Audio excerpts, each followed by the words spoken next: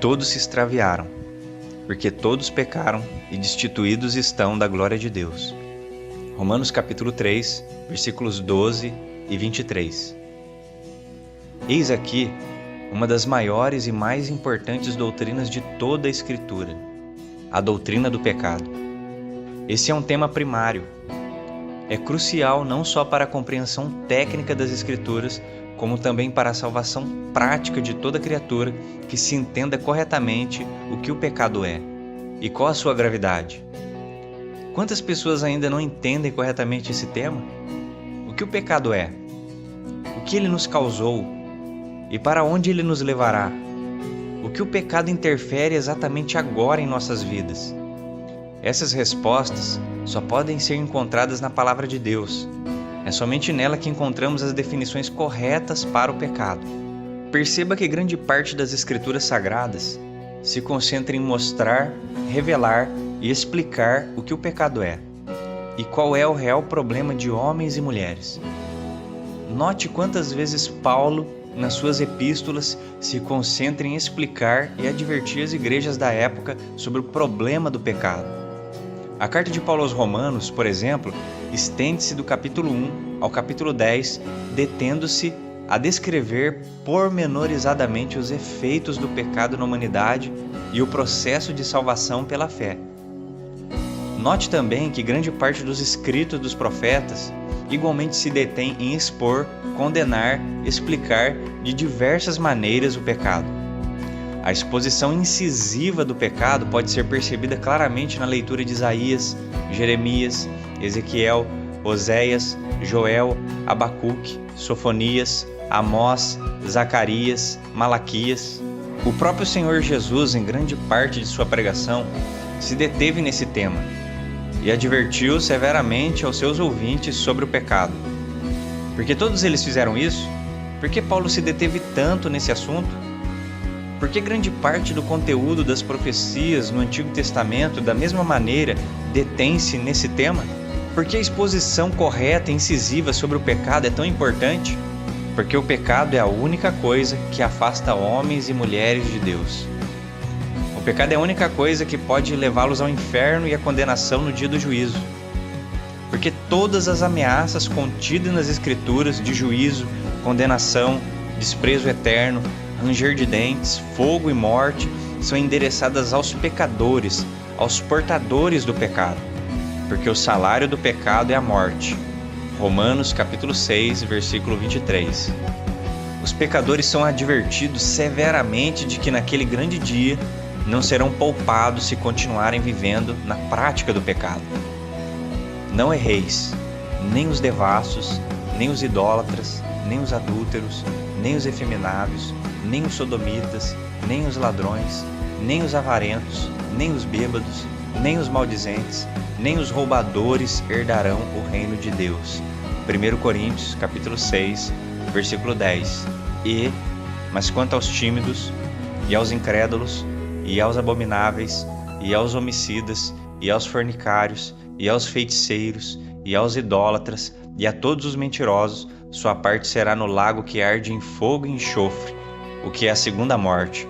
Apocalipse 21, versículo 8. Não podemos cometer erros acerca do pecado. Essa é a matéria onde não podemos errar em hipótese alguma. Após discorrer sobre o pecado, Tiago, no início de sua epístola, no capítulo 1 e versículo 16, diz: Não erreis, meus amados irmãos. Cometer erros a respeito do pecado seria o mesmo que um médico errar o diagnóstico de um paciente com grave doença e à beira da morte. É por essa razão que a exposição, o diagnóstico, a análise do assunto é tão importante. Não podemos tratá-lo como somente um detalhe na vida do homem, ou apenas como um defeito moral, um erro de conduta. O pecado não se trata apenas de errar o alvo, mas sim de errar completamente o alvo. O pecado é algo grave e deve ser definido pelas Escrituras, à luz das Escrituras Sagradas. A definição de pecado não pode vir por outra fonte. As diversas fontes de conhecimento erram em tratá-lo superficialmente ou simplesmente o ignoram. Mas o pecado é a razão não só do estado imoral do indivíduo, mas também do fracasso moral da sociedade. É a razão de sermos doentes e mortais. Passaremos, portanto, a partir de agora, a tratar das definições bíblicas sobre o que o pecado é e, por conseguinte, tratá-lo como as Escrituras fazem, aplicando o remédio correto. A primeira coisa que precisa ser entendida sobre o pecado é que, basicamente, ele surgiu do afastamento de Deus. Precisamos começar a defini-lo do seu ponto de partida, isto é, de onde ele veio e como surgiu. A sua análise primária deve estar sempre atrelada à queda do homem. O pecado não só afastou o homem de Deus, mas ele é o próprio afastamento. Colocamos então a primeira definição daquilo que o pecado é: afastamento, ausência de Deus. Onde Deus está, o pecado não está. E onde o pecado está, consequentemente, Deus não está. No Jardim do Éden, Adão e Eva foram advertidos de que poderiam percorrer por toda a extensão do paraíso e comer de toda a árvore que havia lá, com exceção de uma só, a da chamada árvore da ciência do bem e do mal. Veja que a perfeição, a glória e a plenitude de Deus enchiam e reinavam em todo o jardim, menos em um lugar. E ordenou o Senhor Deus ao homem, dizendo: de toda a árvore do jardim comerá livremente, mas da árvore da ciência do bem e do mal, dela não comerás, porque no dia que dela comeres, certamente morrerás. Gênesis capítulo 2, versículos 16 e 17. Deus estava em toda a extensão do jardim. Sua glória enchia todas as coisas, e por isso todas elas eram perfeitas e agradáveis a Ele. Deus só não estava em um lugar, aonde o homem fora advertido de que não deveria se aproximar. Naquela árvore estava o pecado e o diabo. Deus não estava lá. Ora, o pecado surgiu no coração do homem quando este se afastou da divindade, ouvindo o diabo e comendo o fruto que lhe fora proibido. O seu pecado começa no seu afastamento, no seu distanciamento para um lugar onde o Senhor não estava. Após se afastarem e pecarem, Adão e Eva foram expulsos do mesmo jardim, lançados para fora no mundo, e o caminho da árvore da vida e o paraíso, os quais representam a presença de Deus e a vida eterna, foram preservados e separados do homem por anjos e por uma espada inflamada que guardava o caminho. Esta representando a justiça e a ira divina contra o pecado e os homens, portadores agora do mesmo pecado. É certo afirmar que, até aquele momento, o pecado só estava naquela árvore, sendo que a única possibilidade de queda e de transgressão a Deus era unicamente naquele lugar. Posteriormente, o pecado encontrou morada nos corações dos homens, e por essa razão é que foram expulsos. Por muitas vezes, nas Escrituras, o pecado é chamado de trevas, e o estado dos homens em pecado recebe a mesma nomenclatura: trevas. Deus é luz, e o homem em pecado, afastado de Deus, está em trevas. Deus é luz, e não há nele trevas nenhumas. 1 João, capítulo 1, versículo 5. Onde Deus está, aí há luz. Onde Ele não está, aí há trevas. E onde há trevas, o pecado reina. Concluímos, pois, o pecado é ausência de Deus, ausência de luz. Trevas e luz não podem preencher o mesmo ambiente. Aonde a luz chega, as trevas são dissipadas, simplesmente por esta ser a ausência daquela. Assim, nos evangelhos, Jesus é chamado de a luz do mundo, a luz que alumia a vida de todo homem, pois somente Ele pode iluminar homens e mulheres de novo. Essa questão teológica de como surgiu o pecado, como já dissemos, é determinante para compreendermos corretamente o problema de nosso mal. As Escrituras Sagradas nos ensinam: a primeira vez que o pecado é citado em termos cósmicos, se assim podemos dizer, é ainda no céu. O pecado é um motivo de anjos terem se tornado demônios. A Bíblia nos afirma que o pecado surgiu pela primeira vez no coração de Satanás, quando este ainda era um anjo, um querubim. Perfeito eras nos teus caminhos, desde o dia em que foste criado, até que se achou iniquidade em ti. Ezequiel, capítulo 28, versículo 15. De alguma forma que ainda nos é misteriosa, Deus se ausentou do coração de alguns anjos, e o coração deles se obscureceu. Por isso se orgulharam, por isso quiseram ser como Deus e assentar-se nas alturas no lugar de Deus. Como caíste do céu, ó estrela da manhã, filha da alva, como foste lançado por terra, tu que debilitava as nações, e tu dizias no teu coração: eu subirei ao céu, acima das estrelas de Deus, exaltarei o meu trono, e no monte da congregação me assentarei, da banda dos lados do norte, subirei acima das mais altas nuvens, e serei semelhante ao Altíssimo. Isaías capítulo 14, versículos 12 ao 14. O que ocorreu com aqueles anjos também ocorreu com Adão e, posteriormente, com toda a humanidade. Todos se afastaram de Deus por causa do pecado e, neste sentido, é correto afirmar que todos nascem em pecado, porque nascem afastados de Deus, em trevas. O homem agora afastado de Deus e em trevas precisa retornar. Precisa que, de alguma forma, Deus se aproxime dele. Esse é o grande dilema da humanidade. Em termos práticos, os homens vivem grande parte de sua vida sem pensar em Deus. Vivem como senhores de si mesmos, ainda que sintam e saibam de sua necessidade, de seu vazio, de sua escuridão. Por isso, a metodologia divina para salvar os homens é se aproximar novamente deles. Isso é visto logo no início da humanidade decaída. Deus, aos poucos, começa a se aproximar dos homens. No Antigo Testamento vemos Deus se aproximando de Abraão e o chamando para perto dele, para andar com ele e em sua presença. O mesmo ocorre com Enoque, com Noé, com Isaac, Jacó, Moisés. Em todos esses vemos Deus se aproximando de alguma forma e os ajudando, estabelecendo contato e conexão com cada um deles. Ainda no tempo da lei, os rituais, símbolos e sacrifícios são instituídos, e sua finalidade primária é aproximar por meio da fé homens a Deus. Para isso, a arca era posicionada no centro do tabernáculo, no lugar santíssimo, o qual se posicionava no meio da congregação dos filhos de Israel. Deus se manifestava no meio da congregação, por meio de uma nuvem de glória e uma coluna de fogo.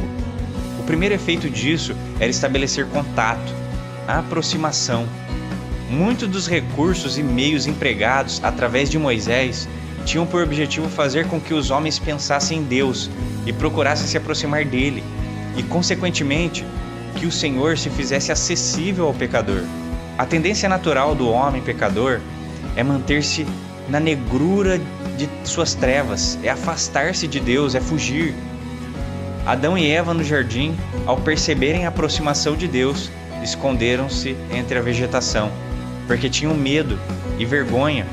Os seres humanos em trevas agem da mesma maneira, eles fogem de Deus.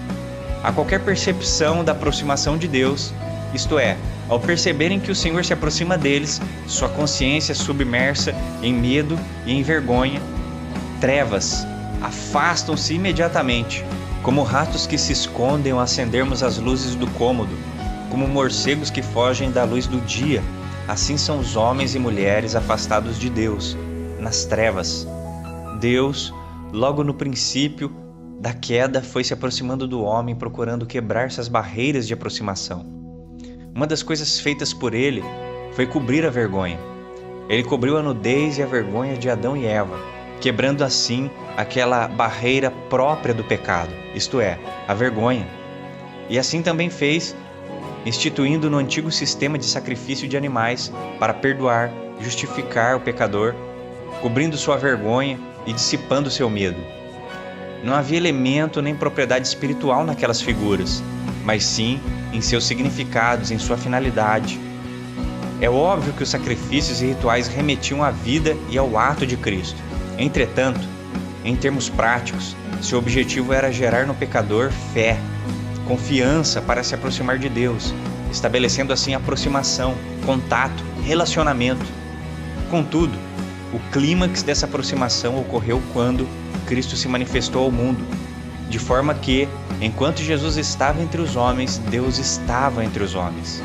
À medida que Jesus andava entre os homens, a luz raiava nos corações, dissipando a escuridão do pecado. Pelas entranhas da misericórdia do nosso Deus, com que o Oriente do Alto nos visitou, para iluminar os que estão assentados em trevas e sombra de morte, a fim de dirigir os nossos pés pelo caminho da paz. Lucas capítulo 1, versículos 78 e 79. E, deixando Nazaré, foi habitar em Cafarnaum, cidade marítima, nos confins de Zabulon, em Naftali, para que se cumprisse o que foi dito pelo profeta Isaías, que diz: O povo que estava assentado em trevas viu uma grande luz, e aos que estavam assentados na região de sombra da morte a luz raiou. Mateus, capítulo 4, versículo 13 ao 16. Assim, homens e mulheres eram levados novamente a Deus, à sua presença. Se Deus se apresentasse como Deus, como Senhor, como Rei, como soberano e governador do universo, como fogo consumidor, isso obviamente não só espantaria e afastaria ainda mais os pecadores de sua presença, mas também acabaria com qualquer esperança de aproximação e, consequentemente, de salvação deles. Para tanto, Deus ocultou sua glória, seu poder, sua luz, sua divindade na pessoa de Cristo. E desta forma pôde estabelecer aproximação efetiva com os pecadores, de forma que Cristo estava entre nós e Deus estava em Cristo, reconciliando consigo mesmo o mundo, não levando em conta os seus pecados. Que Deus é Rei, Senhor, soberano, transcendente, fogo consumidor, isso é fato. Mas não foi assim que Ele se apresentou. Ele se apresentou como servo, como um homem comum, sem expressão, sem aparência. Desde o tempo dos apóstolos até agora, Deus tem se aproximado dos homens por meio de Cristo, do seu Espírito Santo. O grande objetivo do Evangelho, que é a mensagem de Cristo, portanto, é abrir caminho no coração do homem para Deus entrar. Para isso Jesus veio. Para isso foram instituídos símbolos, rituais, sacrifícios de cordeiros e muitos outros mecanismos no tempo da lei, no Antigo Testamento, para despertar as consciências e levá-las a se aproximarem de Deus. Acima de tudo, Jesus veio ao mundo para trazer à tona a presença de Deus aos corações. A Igreja, nos tempos dos apóstolos, tinha por objetivo, em sua pregação, trazer novamente a realidade de Deus à tona. O Espírito de Deus era vivo e pessoal na vida da Igreja. Portanto, um evangelho que não comunica a realidade de um Deus vivo e pessoal não é evangelho. Uma igreja onde Deus é apresentado somente de forma teórica, acadêmica, cultural, histórica e pedagógica não é igreja. Salvação é contato, é relacionamento, é pessoal. Por fim, para o homem afastado de Deus, em trevas, cheio de vergonha e medo, a única solução é aproximar-se de Deus por meio de seu Filho, Jesus. E é para isso que ele veio, para introduzir pecadores diante de Deus, para ajudá-los.